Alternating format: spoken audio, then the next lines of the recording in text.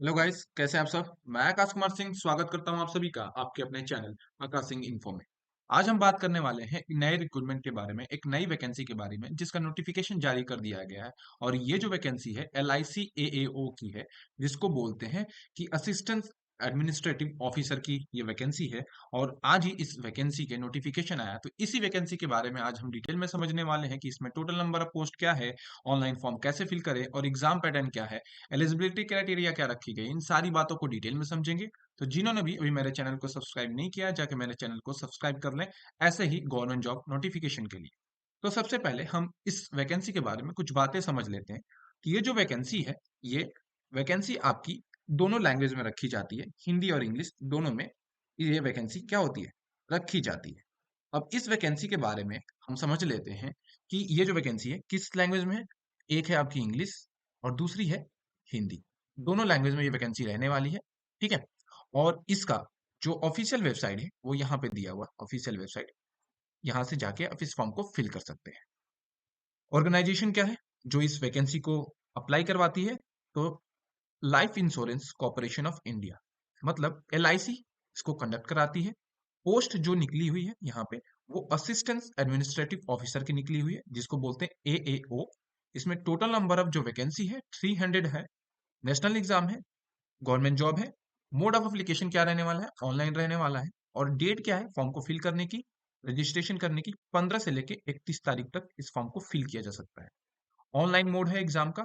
Language जो आपकी रहने वाली, हिंदी और इंग्लिश दोनों रहने वाली। तो दोनों लैंग्वेज में आपके पेपर होने वाले। ये है कुछ इंपॉर्टेंट नोट या इंपॉर्टेंट डेट जो इस एग्जाम से रिलेटेड है। अब इस वैकेंसी के बारे में हम समझ लेते हैं। इस वैकेंसी में एग्जामिनेशन से रिलेटेड, रजिस्ट्रेशन से रिलेटेड क्या इंपॉर्टेंट डेट है। सबसे पहले इसमें जो नोटिफिकेशन जारी किया गया है वो आज ही जारी किया गया, 15 तारीख को। आज 15 तारीख है, तो 15 तारीख को इसका नोटिफिकेशन जारी किया गया है। 15 तारीख से इस फॉर्म को आप फिल करना स्टार्ट कर सकते हैं और लास्ट डेट 31 जैन है। मतलब आपके पास कुल मिला के 15 दिन है इस फॉर्म को फिल करने के लिए। ठीक है। कॉल लेटर मतलब कहने का मतलब जो एडमिट कार्ड आएगा 7 से 10 दिन पहले आएगा आपके एग्जामिनेशन के। ठीक है। और जो भी है आपका जो पेपर होने वाला है एग्जाम, वो 17 से मान के चलिए मार्च के महीने में पेपर होने वाले हैं। और जो मेंस एग्जाम होगा वो 18 मार्च को होने वाले हैं। तो ये है इंपॉर्टेंट डेट इस वैकेंसी से रिलेटेड। अब हम समझ लेते हैं कि इसमें टोटल नंबर ऑफ वैकेंसी क्या रखी गई है अलग अलग कैटेगरी के लिए। तो सबसे पहले इसमें टोटल नंबर ऑफ वैकेंसी मैंने बता दिया है कि 300 रहने वाली है, जिसमें SC की 46, ST की 22, OBC की 70, EWS की 27 और UR की जनरल की 112 रहने वाली। मतलब टोटल पोस्ट 277 रहने वाली करेंट।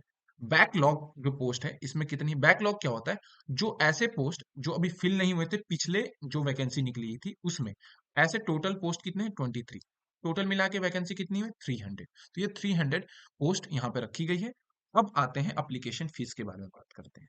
तो अप्लीकेशन फी जो है, जो भी है, जनरल के लिए और OBC के लिए 700 रखी गई है। ST और SC के लिए 85 और PWBD मतलब जो पब्लिक वर्क डिपार्टमेंट के हैं उनके लिए भी फॉर्म फीस कितनी रखी गई है, 85 रुपीज रखी गई है इस फॉर्म को फिल करने की।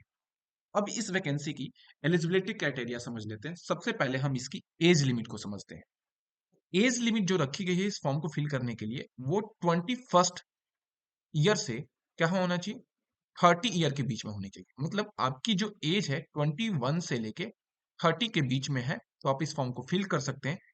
कब से, तो 1/1/2023 से लेके 1 जनवरी 1 तारीख 2023 से आपकी जो एज होनी चाहिए वो 21 से 30 के बीच होनी चाहिए। यहाँ पे एज रिलैक्सेशन भी दिया है। 5 साल ST SC के लिए, OBC के लिए 3 साल, PWD बताया पब्लिक वर्क डिपार्टमेंट जो जनरल में है उनके लिए 10 साल, ST SC के लिए 15 साल। ECO जो होते हैं वो क्या होते हैं, तो ECO का मतलब होता है इकोनॉमिकल कॉपरेशन ऑर्गेनाइजेशन। यहाँ में वो वो वैकेंसियां होती हैं या वो लोग होते हैं जो ट्रेड और इन्वेस्टमेंट से जरूरी होते हैं। तो वो 5 साल छूट रखी गई है जनरल के लिए, ST और SC के लिए 10 साल और LIC एम्प्लॉय के लिए 5 साल के लिए छूट रखी गई है। तो ये है एज रिलैक्सेशन। अब हम बात कर लेते हैं इस वैकेंसी के एजुकेशन क्वालिफिकेशन के बारे में। तो इस वैकेंसी में जो एजुकेशन क्वालिफिकेशन रखी गई है, बैचलर डिग्री रखी गई। आप किसी भी स्ट्रीम से बैचलर डिग्री के अगर मतलब ग्रेजुएट हैं किसी भी यूनिवर्सिटी और इंस्टीट्यूट से, तो आप इस वैकेंसी को फॉर्म को फिल कर सकते हैं। अब इसके सिलेक्शन प्रोसीजर के बारे में बात करते हैं। तो इसमें सेलेक्ट होने के लिए आपको 3 स्टेज से गुजरना पड़ेगा। सबसे पहला होता है प्रीलिम या जिसको बोलते हैं प्रीलिम एग्जाम, दूसरा होता है मेंस एग्जाम और तीसरा इंटरव्यू होता है। जो प्रीलिम एग्जाम होता है उसमें जो सिलेबस रहता है उसमें 3 पार्ट में सिलेबस रहता है। पहला रीजनिंग एबिलिटी, दूसरा न्यूमेरिकल एबिलिटी और तीसरा है language with the special emphasises, मतलब उसमें ग्रामर पूछा जाएगा, कॉम्प्रिहेंशन पूछा जाएगा और वोकैबुलरी पूछा जाएगा।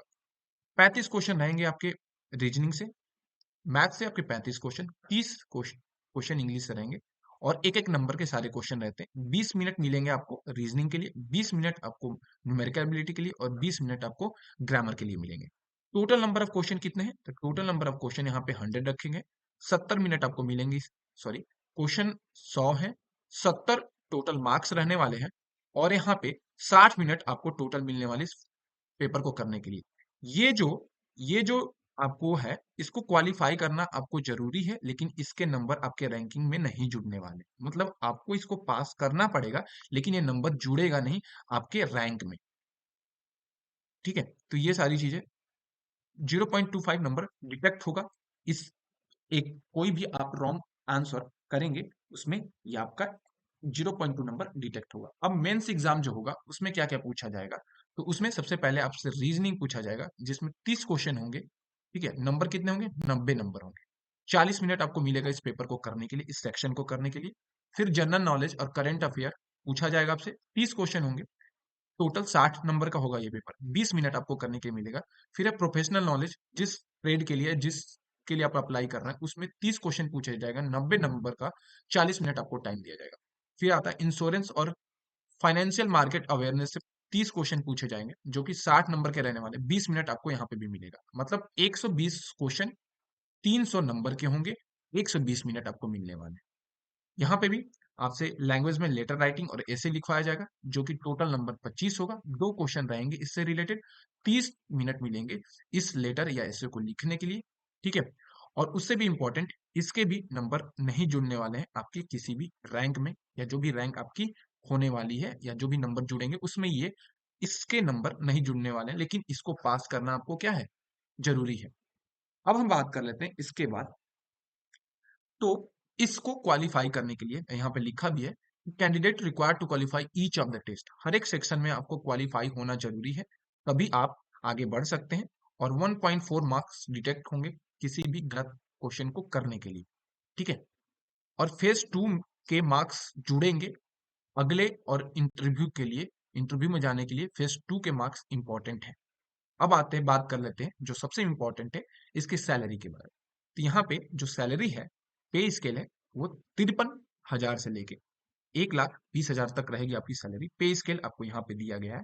तो ये इस वैकेंसी से रिलेटेड सारी इंफॉर्मेशन है जो कि मैंने आपको बता दी। आई होप सो आपको वीडियो पसंद आएगा और आप इस वैकेंसी को जाके अप्लाई कर दें, क्योंकि ये वैकेंसी बहुत इंपॉर्टेंट है। इसमें टोटल नंबर ऑफ पोस्ट 300 है, तो अच्छी पोस्ट है, अच्छी वैकेंसी है और सैलरी भी अच्छी है, तो जाके इस फॉर्म को फिल कर दें।